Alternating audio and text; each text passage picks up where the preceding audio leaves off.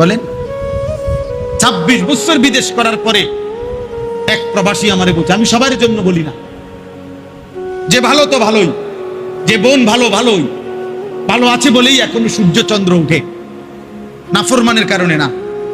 কিন্তু 26 বছর বিদেশ করে আইসা ওই ভদ্রলোক আমারে জড়াইয়া ধরে কাঁদছে যে হুজুর, জীবনের তরে চলে আসছিলাম, 4 তলা বাড়ি করছি উপজেলায়, এরপরে উপজেলার মধ্যে আইসা দেখি পুরাটা বাজারের একটা রিক্সাওয়ালা পর্যন্ত আমার বেটিরে চেনে, আমার বেটির নাম দিয়ে আমারে পরিচয় দেয়, ওই তার জামাই। এই পরিমাণ বাজারে বাজারে ঘুরছে যে দিন মজুর ঠেলাওয়ালাও আমার বিবিরে চেনে। আমার জীবনের আর ইজ্জত কি রইল, সম্মান কি রইল, সম্মান কি রইল ওই বেচারা? অথচ 26টা বছর সে কি পরিমাণ রক্ত পানি করছে। সৌদি আরবের ঘাম কি পরিমাণ, সৌদি আরবের রৌদ্র কি পরিমাণ, একটা একটা টাকা রোজগার করতে বেচারা প্রতিটা টাকা রিয়াল হয়তো ঘামে ভিজছে, তার কলিজা পানি করা, রক্ত পানি করা টাকা।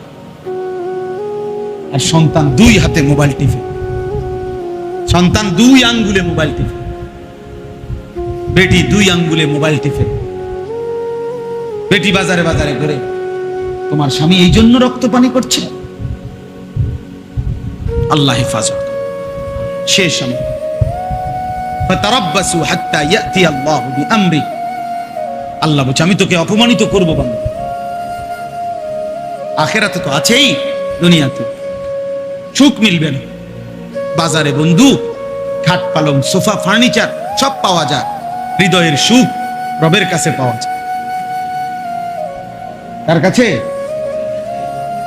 বাজারে ল্যাপটপ কম্বল বালিশ সব পাওয়া যায়, এসি পাওয়া যায়, কিন্তু রবের কাছে ঘুম পাওয়া যায়। এই জন্য ঘুম কে দেয়? এই জন্য কত হাজার কোটিপতি আছে সারা রাত ঘুম আসে না, অথচ অত্যাধুনিক দামি বিছনা বালিশ সব আছে, এসি চলে, কিন্তু ঘুম নাই। কত সাধারণ মানুষ রেল স্টেশনে, বাস স্টেশনে ইটের উপরে মাথা দিয়ে ওই সারা রাত ঘুমায়। আমি দেখছি একবার ইয়াসিন ভাই বেড়ায় মনে হয় রাত্রে ট্রাকের থেকে আলুর বস্তা নামাইছে, বুঝলি, বস্তায় দিয়ে এমনি থুয়ে রাখছে আলুর বস্তা আর কি। এই বস্তার উপরে তারা 2 জন ঘুম দিছে, যে এমন ঘুম, সাইডে দিয়ে আমি একজন লোকরে ভিতরে মানে নামাই দিয়েছি মাদ্রাসার সামনে। তাহলে আমার এই হেডলাইট গাড়ির, প্রাইভেট কারের এত বড় হেডলাইট, এটা জ্বলছে এদিক দিয়া।